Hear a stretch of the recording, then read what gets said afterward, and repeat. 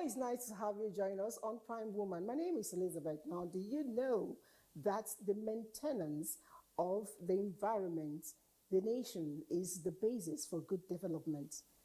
Development can only happen if you and I put our hands together and say that it is something that we must do. Interestingly, a lot of times when you talk about that, people think it's all the men affair. Women are taking up the strides and moving things around to ensure that our nation, Nigeria, gets to where it's supposed to be. My guest today is one of such personalities. Who is she? Wait for it.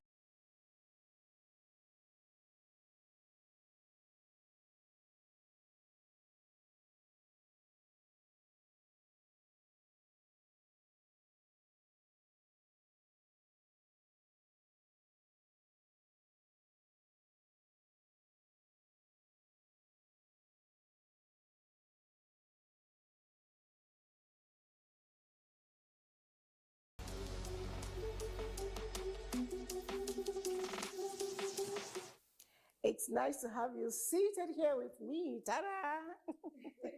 It's awesome to be here. And I must say, you look lovely. I only look lovely on a set like this, really. Thank you. You look very resplendent.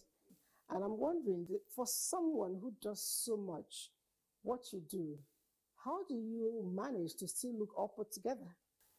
I guess it's deliberate. I have to remind myself that, after everything, you're still a woman. And, women are supposed to look nice. So kind of like looking into my feminine side and making sure that I don't forget that in this world that is always fast paced. That your feminine part, I'm going to tap into it real big time. You're a trained lawyer. And I know at a point you only practiced litigation for 1 year or thereabouts. A lot of lawyers will want to collect the name SAN and all of that, but you chose to move out and go to the development sector for the greater good of Nigeria. And I'm wondering why. I'll tell you something maybe funny. I remember when I was growing up, when people say, what do you want to be in future? And my response would be that I want to be a billionaire. And what people usually think is, oh, she's vain. But the reason why I wanted to be a billionaire was because of what I want to do. And what I want to do is to really help people.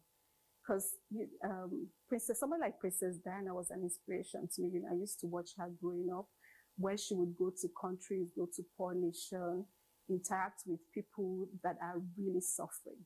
And I think that I want to do something like that. And to do something like that, you need money. So that's where the aspiration to be a billionaire came from. Regardless of the fact that I studied law, I remember thinking that if there was something like humanitarian law, that's probably something I would have loved to do. Just really supporting people, doing what I want to do, helping people, but also doing it from that angle of the legal profession. But we didn't have anything like that, like humanitarian law. But I knew that was what I wanted to be. So doing that pivot was quite easy for me after school. And after 1 year of practice, I decided that, I have the background. Law is actually awesome. Law gives you the kind of background you need to work in all kinds of sectors. So learned people. So I think I had the background to move into where my passion actually was. Okay, that's a good one. So, and at the end of the day, can you beat your chest and say, aha, I actually achieved that which I got set to do? Yes and no, because there's always more to do. And it brings me to even where I am today, because when I was implementing a project that was supporting civil society organizations, NGOs in Nigeria, helping to strengthen their institutions so that they can do their work better. And this was just a 4-year project. I did realize that 4 years will not cut it. It wasn't going to really solve the kind of problem that we have, help institutions. And I started thinking about my recent firm, Triple C. And it was really to continue to give, to continue to strengthen institutions. So yes, I would say that where I am is actually I'm actually at the right place, but I still think that's why I said no, because I still think that there's a lot to be done. You just took it off my mouth, the Triple C, which is a capacity catalyst consult. And I have been trying to chew it, and I'm not sure if I got it right. So, because the word catalyst seems to be in the domain of science. And then, of course, capacity is economics. How are you, running these three C's in a pot and producing results? What we do at Triple C is to really inject the kind of capacity, the kind of skills that organizations, be it governments, private organizations, civil society organizations require to do their jobs better. So we see ourselves as the people that would help to inject that kind of skill so that they can continue to excel. So that's where the catalyst comes from. Oh, wow. So who can benefit from this? I mean, a lot of people will be wondering, my business is not doing well. I could be a small, I could be a medium, I could be large, scale organization. How do I benefit from what you do here? It's everybody that can benefit. Even though Triple C is a business, everybody on the team is a development professional. And so while we recognize the bottom line, we're also mindful of the social impact. So the work that we do reaches out to everybody, whether you're a small business or you're a small organization or a big one, whether you have funding or you don't have funding and you have only a little bit of funds to support, to pay for services. So I would say everyone. We've had people that come to us that didn't have funding to help them with certain work. And the question will be, what can you afford? If as long as it can pay maybe for the services of the team, then we have that social aspect that we provide. But if you're a big company and you have the funds of Nigeria, when I was young, perhaps we didn't have a lot of things we have now, but what we had was more than enough. And we were self-sustaining. I knew when it was $1 to £1, we're all still in this country. I had water running, and today we all have to drill boreholes before we can use water. And I think that development means advancement. Is it forward? Is it backward? I don't know. But having worked as an expert in diverse fields and diverse places, I want to find out, what is it about Nigeria? I am, maybe I'm an optimist. What I think that is happening is that probably the problems are increasing. I worked a lot in the policy area, policy reforms. If you take, for example, we had the Petroleum Industry Act that took about 20 years to come into place. But as a result of so much work, as a result of capacity that civil society organizations, that was my constituency, so to say, have developed over the years. Now we see very, very critical policies like the Electoral Act, for instance, being passed within a few years. We don't have to do 20 months. So we can see growth. It might seem like we're going backward because you see poverty increasing. You see more people going into dimensional poverty, and we've struggled with leadership over the years. And it's one thing that as a sector, we're trying to work with our government to see how we can make governance more participatory, more involving, more diversified, and more inclusive, especially when you talk about women and persons with disability. Insecurity has affected things like our food security. It has affected people's ability to move around. It has affected governance. It has affected our budgets, our transportation. So I think, personally, insecurity is a huge issue that we're facing. And then there is corruption.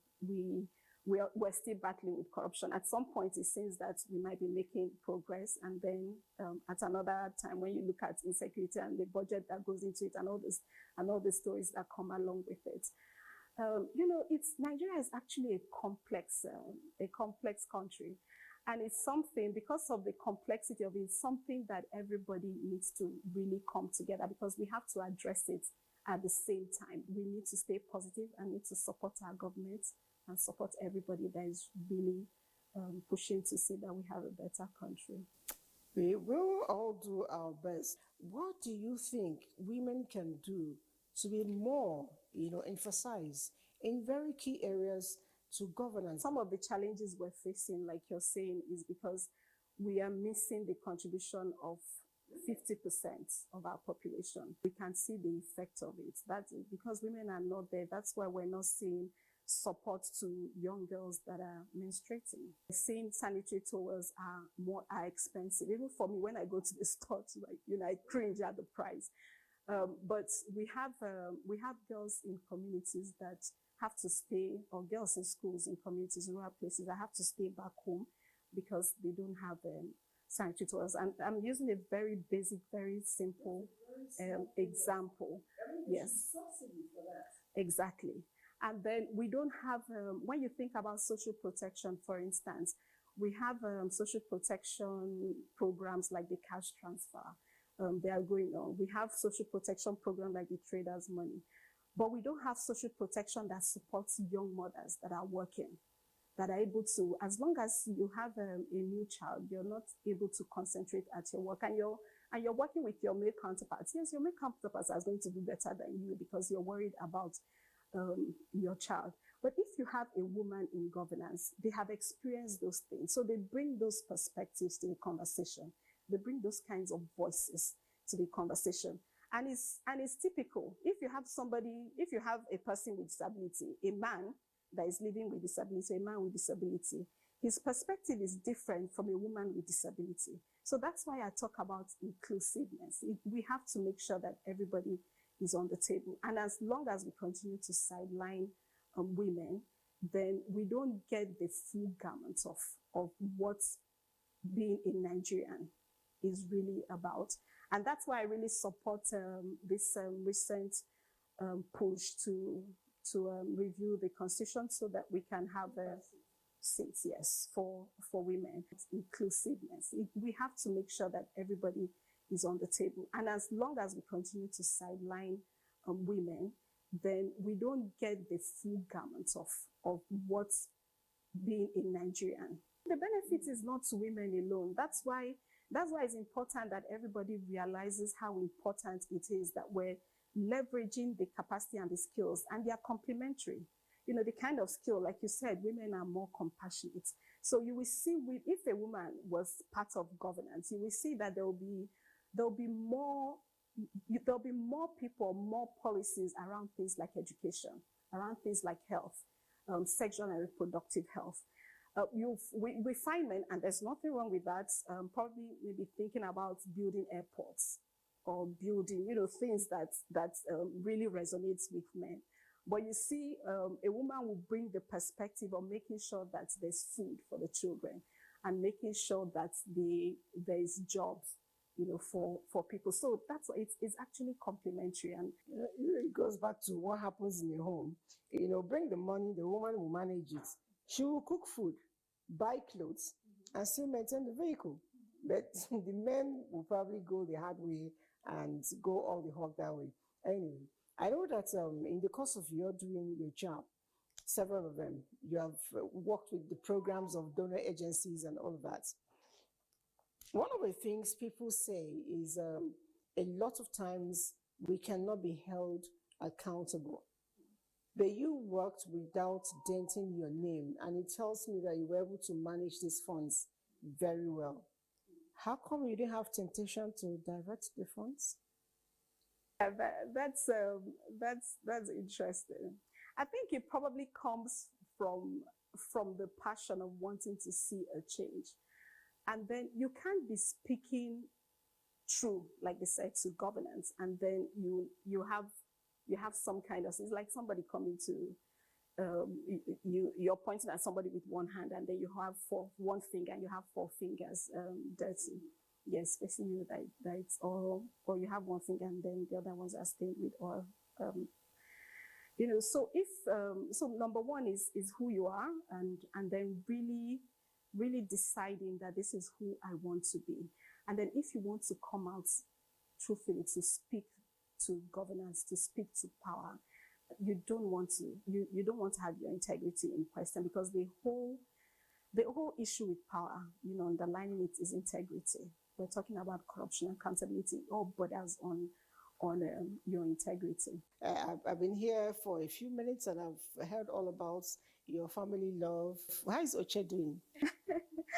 Oche is fine. I remember you tried to give me the meaning of Oche. It's someone who is king because he has people surrounding, and it tells you that the need for people to rally around together to support ourselves. For your home, how do you move around? Development expert means you have gone through communities.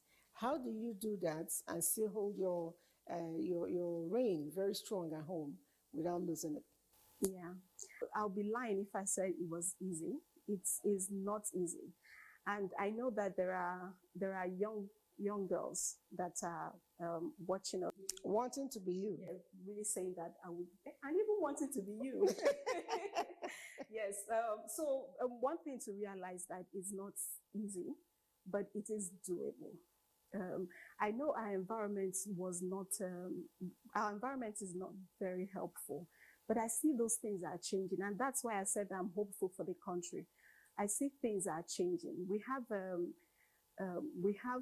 a disability law. Sorry, I'm digressing a bit, but we have a disability law now that is putting certain things in place to make sure that persons with disability are able to function normally. So fortunately for me, because I went into the development sector is a little bit softer with these kinds of issues.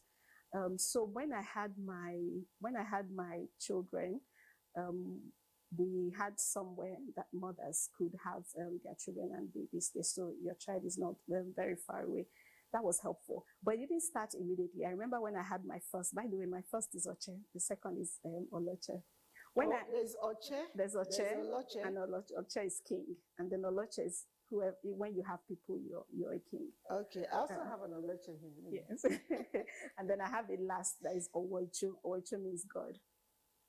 Yes. So another thing that really helped me was my support system. I had my siblings and my friend.